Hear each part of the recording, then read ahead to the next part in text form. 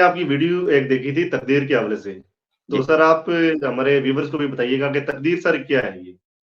تقدیر کسے کہتے ہیں؟ جسے ہم اکثر کہتے ہیں کہ یہ تقدیر تقدیر ہے یہ دیکھیں، بڑی اہم بات آپ نے پوچھی ہے تقدیر. آم، حضرت علی نے بہت زبردست اس کی تشریح کی تھی.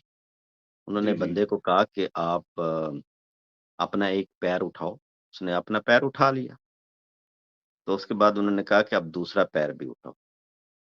تو وہ کہتا ہے یہ کیسے ممکن ہے؟ تو انہوں نے کہا یہی تقدیر ہے.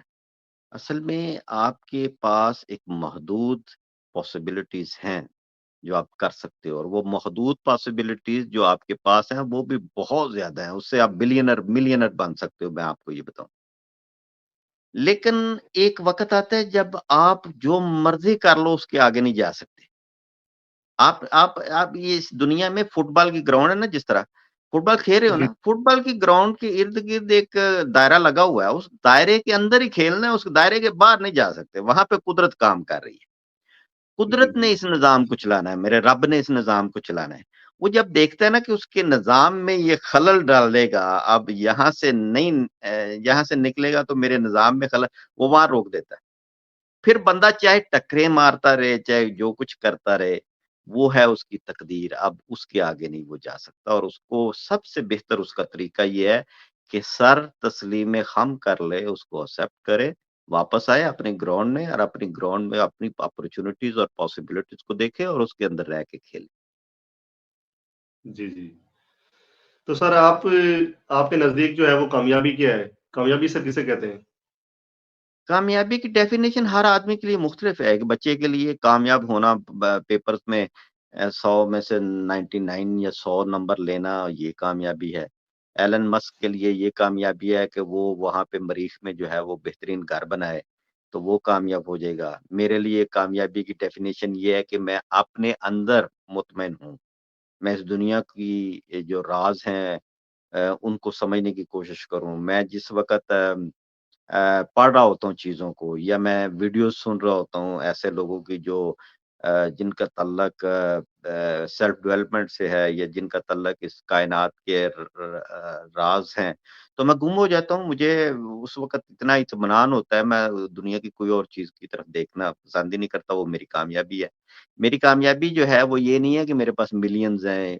میرے پاس پیسے اتنے ہیں کہ مجھے اب زندگی میں کوئی پرواہ نہیں ہے. مجھے میرا خرچہ جو ہے وہ چل رہا ہے، اور that is enough for me. ٹھیک ہے نا. کئی لوگوں کے لیے شاید پیسہ بہت زیادہ جو ہے وہ ضروری ہے، وہ اس میں کامیابی سمجھتے ہیں. میرے لیے کامیابی کچھ اور ہے. میرے لیے کامیابی ہے peace of my mind, peace inside, peace of my inside. میں خوش ہوں جو اللہ تعالیٰ نے مجھے دیا ہے.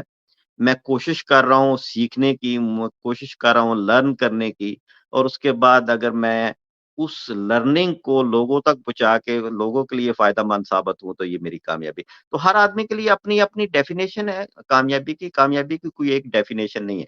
لیکن اگر آپ ایک ڈیفینیشن مجھ سے پوچھیں جی جی کامیابی کی، جی تو جو آدمی مسلسل اسٹرگل کر رہا ہے، جی ایک جگہ پہ رکتا نہیں ہے، آگے سے آگے بڑھنے کی کوشش کرتا ہے، وہ کامیاب ہے.